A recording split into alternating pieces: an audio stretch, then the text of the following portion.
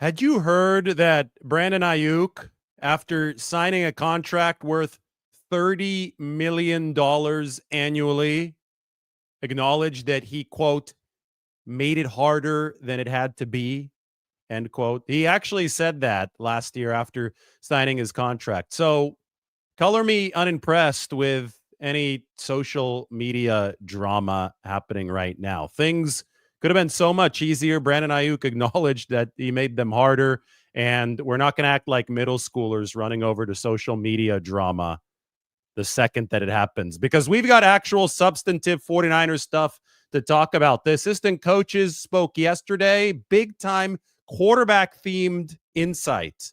And I would say quarterback and receivers themed insight. And since everybody seems to be trying to talk about Brandon Aiyuk right now, why don't we keep it in the receiver room to begin? 49ers receivers coach Leonard Hankerson got straight to the point regarding where Ricky Pearsall can be better. So for him, the main thing with him is just getting a little bit stronger, this offseason. That way he can play a little bit more physical with the guys, not get knocked off when he's contacted with defenders. So that's Leonard Hankerson on Ricky Pearsall. Straight up said that Ricky Pearsall's biggest challenge from year one to year two is to become a little bit stronger.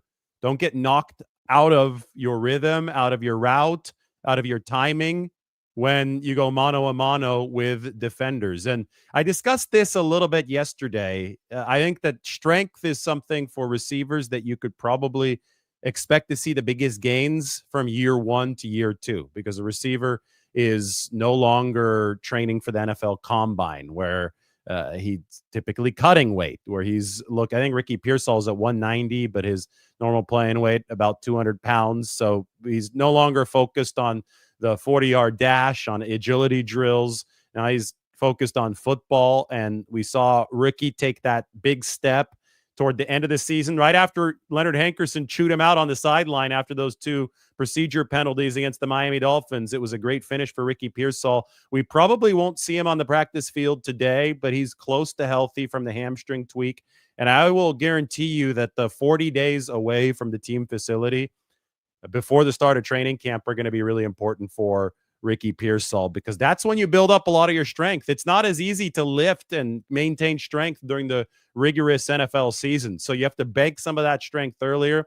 And if Ricky Pearsall is going to accomplish the goal that Leonard Hankerson set out for him, I think that the next couple months before the start of the season are going to be very, very important. We heard from more coaches yesterday. I said there was a quarterback theme.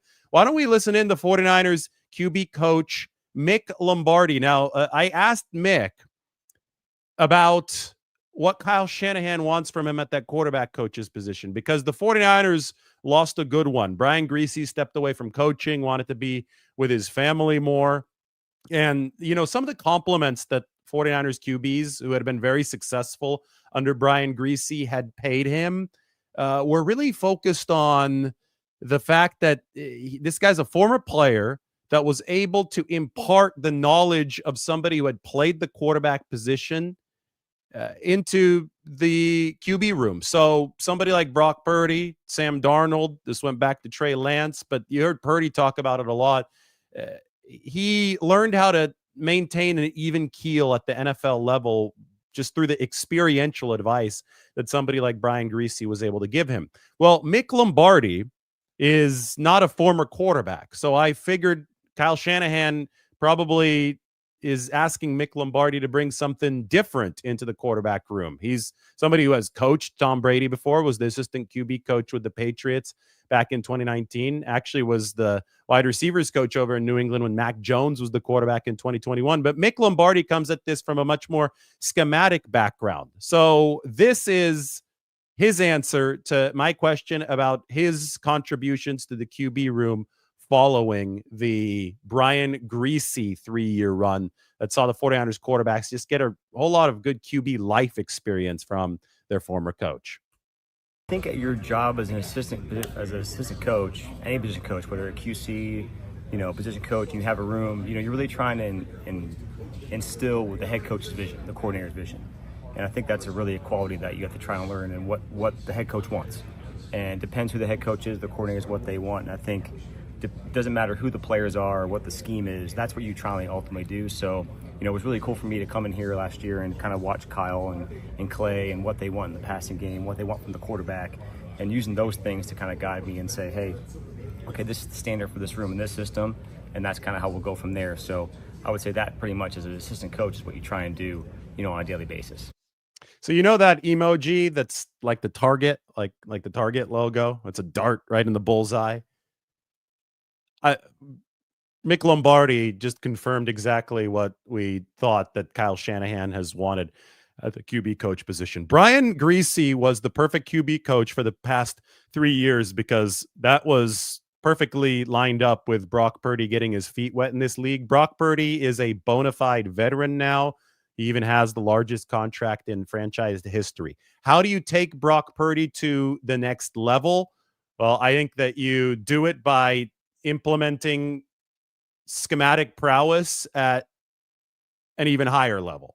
And Mick Lombardi, coming from an X's and O's background, is going to be able to deliver the message that Kyle Shanahan and Clay Kubiak want. You even heard him mentioning Kyle and Clay specifically in that answer.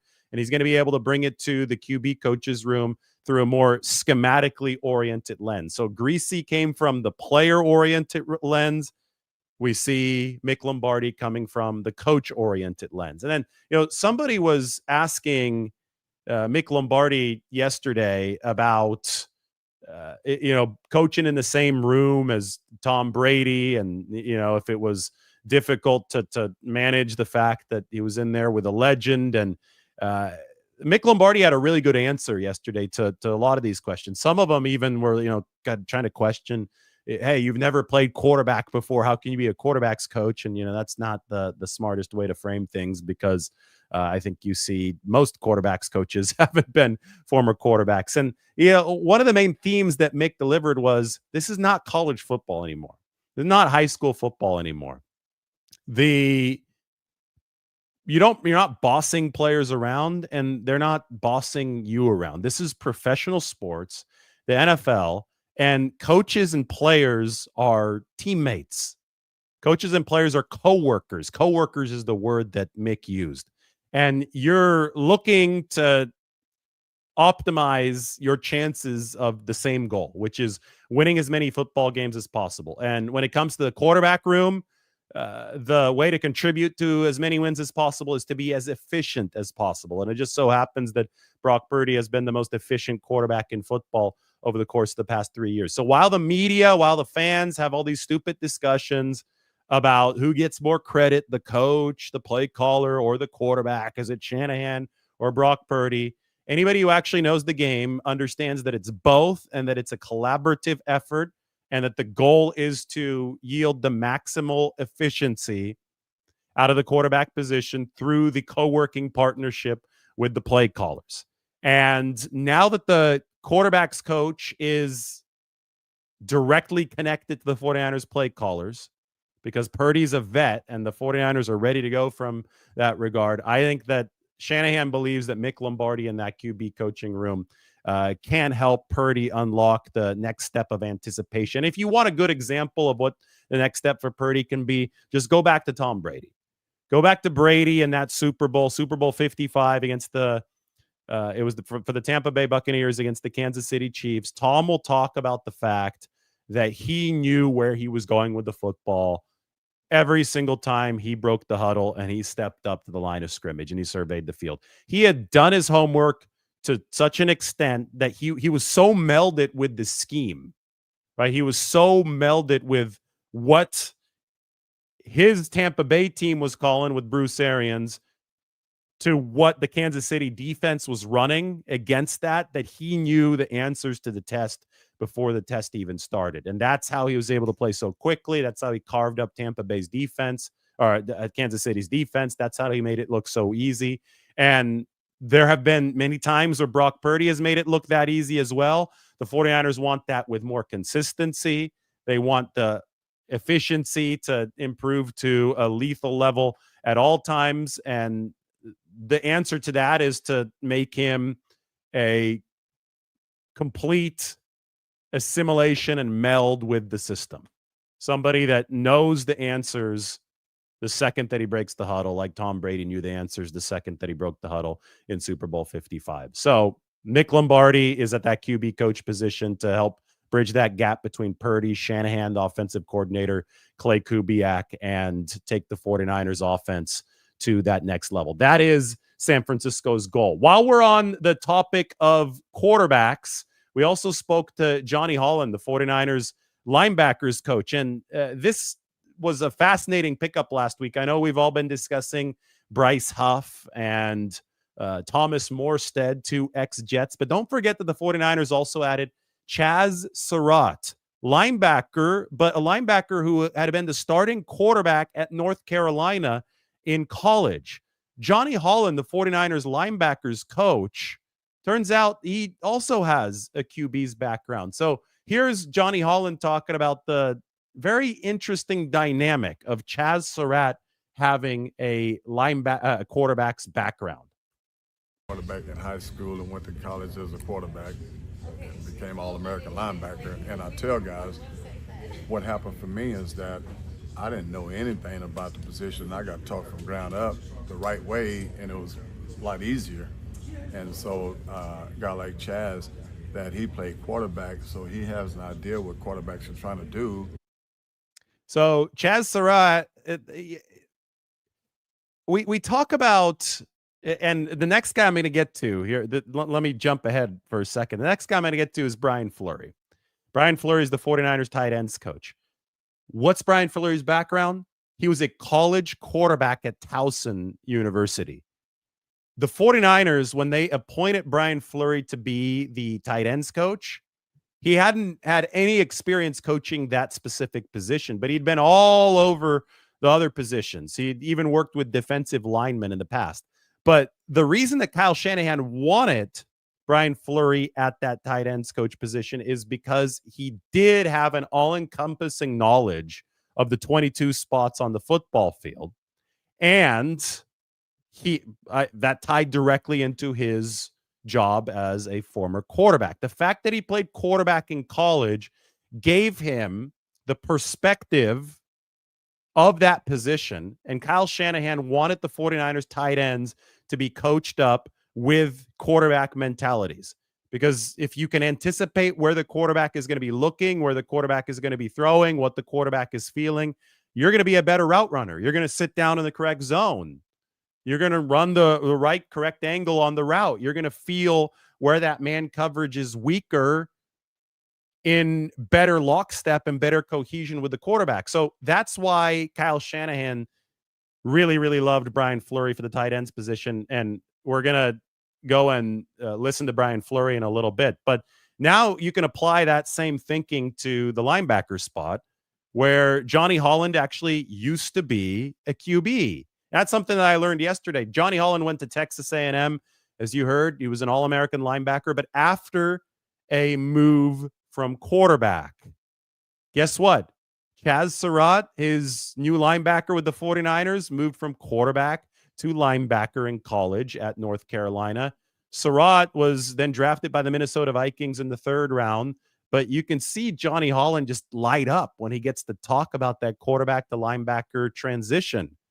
Because you're looking for brains on the field at linebacker, especially if you're having somebody at that Mike linebacker spot. And maybe that's where Chaz Surratt backs up Fred Warner. Well, we'll see exactly how the 49ers shuffle things around. I wouldn't expect Chaz Surratt to be a starter for this team, but crazier things have happened. And there is a competition happening for the 49ers behind Fred Warner's linebacker spot. But they have added to this position, and they've added to this position through both the NFL draft and through free agency. We can't forget that they signed Luke Gifford back in March. And although Luke Gifford might be primarily a special teams player for the 49ers, he's wearing Dre Greenlaw's old number 57. And I think he looks really fast out on that practice field. I think Chaz Surratt, if you listen more to Johnny Holland there, he said, anybody who used to play quarterback probably was a really good athlete, because especially over the course of the past decade, really good athletes have been just pigeonholed essentially into that quarterback position just because there have been so many physical demands on that position. It's turned into a position where mobility is essentially a prerequisite. So between Gifford and Chaz Surratt, you have two very, very athletic veteran options if you're the 49ers. And then, of course, you go to Nick Martin, the rookie, and Stone Blanton, the rookie out of Mississippi State. All right, I promised that we would hear from Brian Fleury. Different skill set, and he's being asked to do a lot more different things within our offense than what he was asked to do in Jacksonville. They were primarily a gap scheme team, and they played on the line of scrimmage, which is very different than what we were asking him to do. But so far, with what we've been able to see in drill work and without pads on, mind you, we're very excited. So guess who Brian Fleury was talking about? He's talking about Luke Farrell, the 49ers' new free agent signee at the tight end position. And it's so hard to evaluate anything until the pads do come on, but especially some of these blocking positions, some of the physical positions. So anything up front along the lines is going to be hard to diagnose right now. So everything is a projection at this point, including the big signing of Luke Farrell. That was the 49ers' first and maybe only bigger splash of that initial wave of free agency. But that was Brian Fleury, who has received a promotion this offseason. He's really, really high up in designing the 49ers run game. As I said, very smart guy who's coached a multitude of different positions, understands where all 22 are out on the football field. And he was very, very optimistic yesterday about the 49ers fit with Luke Farrell. Farrell did a lot of gap scheme stuff in Jacksonville, as you heard Brian say. San Francisco thinks he can move into the zone blocking techniques that they use with the 49ers. And it's a lot of those sift blocks. And it's a lot of the, he was doing some H-back stuff out of the backfield too that required a lot of movement for Jacksonville. But the 49ers saw on tape that Luke Farrell has a skill set blocking wise that can translate to what they do.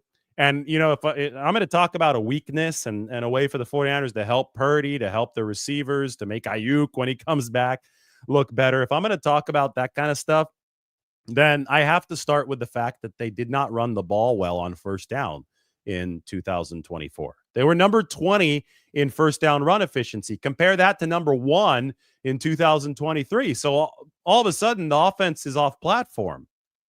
We talk so much about setting up pass rushing opportunities on the defensive side of the ball so that somebody like Bryce Huff, who we're going to see practice for the first time for the 49ers today at OTA, so stay tuned for that. Going to have a reaction right after, so buckle up. It's going to be fun today. But, we talk so much about setting it up for the defense, stop the run, have some fun. Well, the opposite is true offensively, and the 49ers didn't do that either in 2024. If your first down run efficiency is down at number 20, well, that means that you're seeing a whole lot less 2nd and 5s, 3rd and 2s, and you're seeing more 2nd and 8s, 3rd and 5, 3rd and 6. It is very much more difficult to convert a 3rd and 6 than it is to convert a 3rd and 2. Because you're exposing your offensive line if you're the 49ers. And that's another thing about Luke Farrell. So Farrell comes in, reprises the impact that Charlie Werner had in the run blocking game, which is the last time that we saw the 49ers up at number 1 in first down run efficiency. They lost Charlie to the Atlanta Falcons in free agency. If he can reprise that, then the 49ers offensive line looks a whole lot better because they're not having to be in unnatural straight drop pass protection mode nearly as often. That's how you protect and shield your offensive line. If they're better at run blocking than they are at pass blocking, then put them in more run blocking situations. The problem is you can't put them in more run blocking situations if the run is not working. And maybe it wasn't necessarily the fault of the offensive line. Maybe it was the loss of Charlie Werner last year. Obviously, the loss of Christian McCaffrey hurt the 49ers in that regard as well. So maybe, just maybe, and I think the 49ers are really optimistic about this, Luke Farrell is one of the missing pieces for San Francisco up front at that tight end 2 spot. Now, pivoting back to pass protection, the 49ers are a team that has had to use, and everybody's going to have to use a tight end to pass protect. Offensive lines across the league or at a general disadvantage against defensive lines. But the 49ers have had to use a lot of George Kittle in pass protection over the course of the past several seasons. I still remember some of the biggest plays in that win over the Rams, and this is going to be random. It was a Saturday night win over the Rams in December of 2019. There were a couple 3rd and 16s that Jimmy Garoppolo converted downfield. One to Emmanuel Sanders, one to Kendrick Bourne. Both of those 3rd and 16s, massive in the 49ers win over the Rams. But the 49ers were being overrun at times of that game up front. The Rams pass rush, Aaron Donald and company, was really taking it to the 49ers offensive front. So late in that game, when the 49ers needed to convert both of those 3rd and 16s, they kept George Kittle back in pass protection. Some of the biggest downs in the game when the 49ers needed an explosive downfield, George Kittle stayed in to pass block. And thankfully for the 49ers, Garoppolo hit Emmanuel Sanders and Garoppolo hit Kendrick Bourne. But in an ideal world, when you need a passing explosive, you would like to have George Kittle, who's one of the best receiving tight ends in the history of football. You'd like to have him running a route.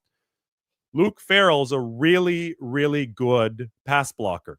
They saw that on tape in Jacksonville. And I think that even if George Kittle runs 10 more routes this year, just 10, George Kittle can be a nearly like 3 yard per route run guy. Like that's 30 yards just there. 30 yard, that in a league of tight margins, that could be a big difference. I think he's going to, if he was at about 50 pass blocking reps last year. So maybe that gets cut in half this year. Maybe it's 25 more routes run for George Kittle in 2025. You're looking at 60 to 75 more receiving yards for George Kittle. And that is not insignificant, especially if they come at exactly the right spot. With how narrow the margins in this league are, that can be the difference between winning and losing. This show is brought to you or sponsored by Exter. Exter, they make these really cool wallets. I showed them yesterday. This is my wallet right here. It's downsized, so it actually fits in my pocket, and all of my credit cards fit in the wallet. So you can see here, this is some money, but these are Prague tram tickets. I'm headed to Europe here very soon. So for whatever reason, I still have Prague tram tickets, but I also have a bunch of credit cards that fit in this thing. And if I hit this button, all the credit cards kind of slide out. I know this is a terrible camera angle. Oh, good. You could see it a lot better from here. So the credit cards all slide out and then they just poke back in. Anyway, Exter, this is a Father's Day sale for the wallet, up to 40% off through June 26th. I know Father's Day is in the middle of the month. You can use the code Lombardi for an additional 10% off. Mike, can you put that link in the comment section? I know Mike has put it in the description. You can go buy 40% off at the link, an additional 10% off with the code Lombardi. Exter is the name of the wallet. I've loved it. It's right here. So you can see I'm using it. We got a lot of money in the wallet right now, and we have a lot of credit cards in the wallet right now. So check out Exter. Good gift to get for your dad on Father's Day. I recommend it because you need that place to keep all of your credit cards. Boom, back. You can get it in brown. You can get it in black. It's all really good stuff from Exter. All right. Thanks for checking out Exter. I'm going to answer a couple questions, and then we're going to go off into our day here in the Bay Area. It's a busy one. 49ers OTA open practice number 2 is coming up.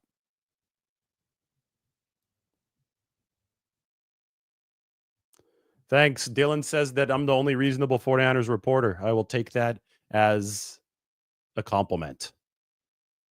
That's why we don't talk about drama here on this channel. We're not middle schoolers. We are football analysts and football fans. Those of you who are watching, I'm sure you're football fans. Maybe some football analysts are working well, and some fans could be analysts. You analyze the game as a fan. So, I said this yesterday, in the case of Brandon Aiyuk, we had to follow every single social media post with bated breath last off season because we're waiting for him to sign this contract. He has signed the contract. He's guaranteed the money for this season. The 49ers and Brandon Aiyuk are locked in. He's got a great chance at a sort of redemption in 2025 if he plays as the receiver that I think we all know that he's capable of playing as.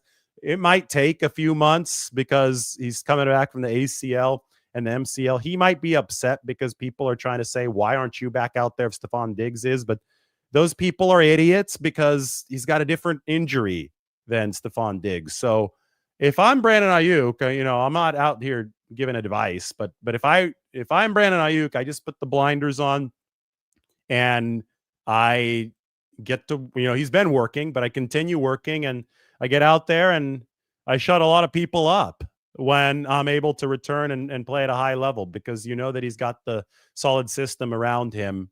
It's a system that got him paid. I mean, he was in a great environment to showcase his skills, and the 49ers were willing to reward him for it. And everything else to me just seems to be noise at this point. And on a channel like this, we're not going to get all too far into all that. All right, everybody, thanks for watching. Hopefully you enjoyed all the clips. We kept it at 90 seconds to make the 49ers happy.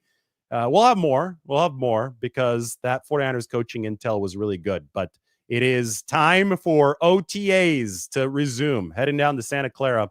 We'll talk to you all very soon.